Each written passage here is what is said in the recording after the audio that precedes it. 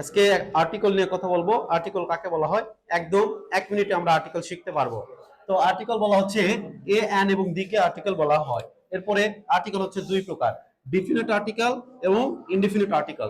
Definite আর্টিকেলটা কি, দা দ্বারা যখন নির্দিষ্ট করে কোনো কিছু বোঝানো হয় সেটা ডিফিনিট আর্টিকেল, এবং ইনডিফিনিট আর্টিকেল এ এবং এন কে ইনডিফিনিট আর্টিকেল বলা হয়। এরপরে আমি লিখছি ভাওয়েল 5টি, এ ই আই ও ইউ, এবং এই 5টি ছাড়া বাকি ইংরেজি যে অক্ষর আছে 26টি, বাকি 21টি হচ্ছে কনসোন্যান্ট। আমি লিখেছি ভাওয়েল ছাড়া গঠিত শব্দ, by, my, fly, sky, try, এই শব্দগুলো ভাওয়েল ছাড়া গঠিত হয়।